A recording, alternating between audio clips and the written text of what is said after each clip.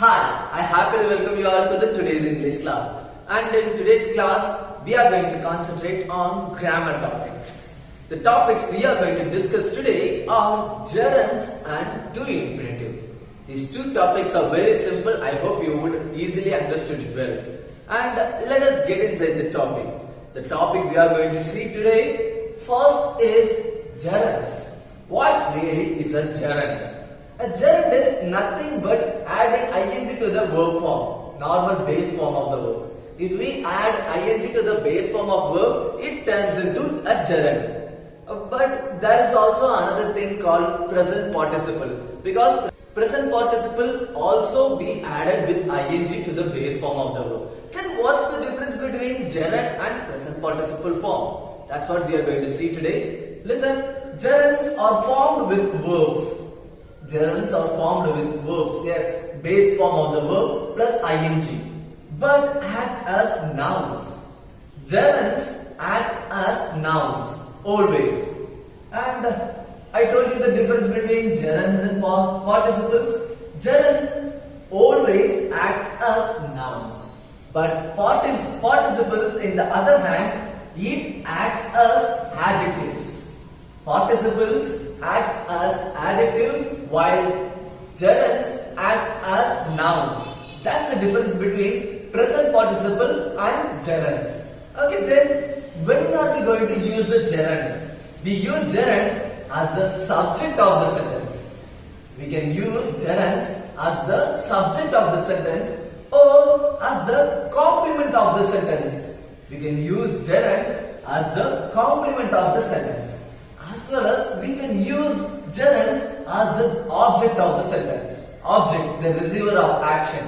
Yes, we can also use the gerund as the object of the sentence. These are the purposes of gerunds. Gerunds can be used as the subject or as the complement or as the object of the sentence. Let us see some examples to find out.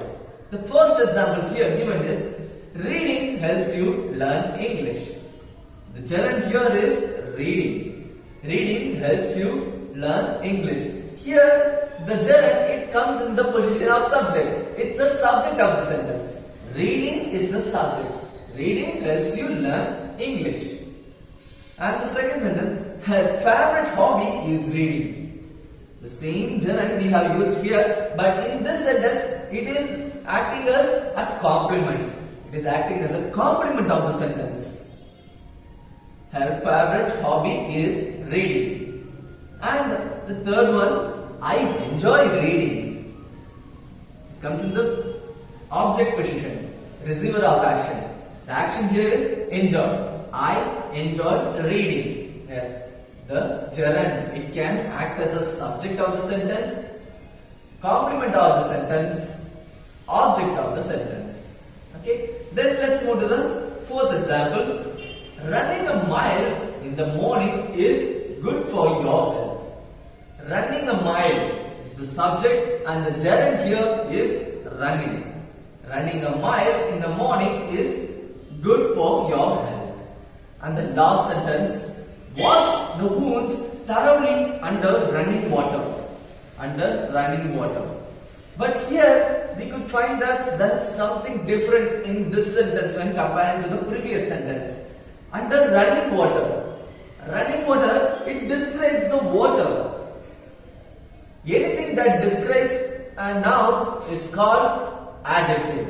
Yes. Here, this is not a gerund but a participle that describes a noun. Hope you have got it. That's the difference between noun, gerund and present participle. Hope you have got it. And let us move to the next topic we have today. The next topic is to infinitive. What is that to infinitive? It's nothing but to plus base form of the verb. That is called to infinitive. And here, this to infinitive is different from the verb. Because actually a verb, it just defines the time of action or number of the subject. But here, to infinitive does not indicate. It doesn't indicate the time of action. It doesn't indicate tense. And it doesn't indicate the number of subject.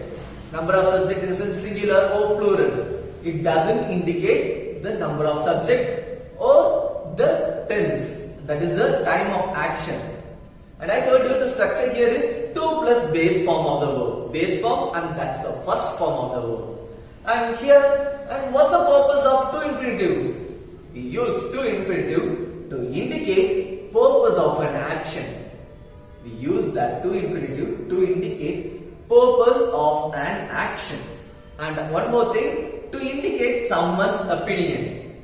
It is also used to indicate someone's opinion. And what kind of opinion it can be? It can be a comment or judgment. It can be a comment or judgment. Yes, that's all. That's the purpose of to infinitive. To plus base form of the verb. Let us see some examples to find out more. The first example here is, this is the right thing to do. It's a kind of judgment. This is the right thing to do. Yes, that's the judgment. And this is the right thing to do. To infinitive. To plus base form of the verb. Do. And second sentence, she came to collect her toys. She came to collect her toys. The purpose. What's the purpose of that action came? To collect. The purpose here is to collect. She came to collect her toys. To plus base form of the verb. And let's go to the next one. I decided not to go to Mumbai. I decided not to go to Mumbai. And here it's something different. Not to go. It's a negative to infinitive. To form a negative to infinitive, we are just going to add not before to. Then it turns into a negative to infinitive. And not to go to Mumbai. And the fourth one. To see is to believe.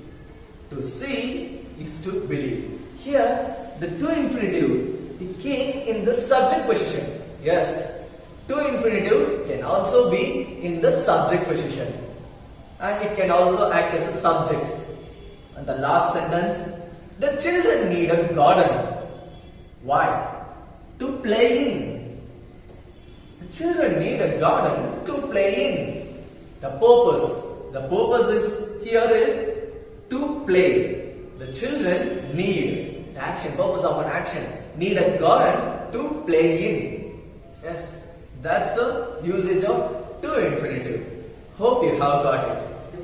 Today we have learned gerunds and to infinitives. I hope you have understood both of it. That's the end of today's class. Thank you for watching this video.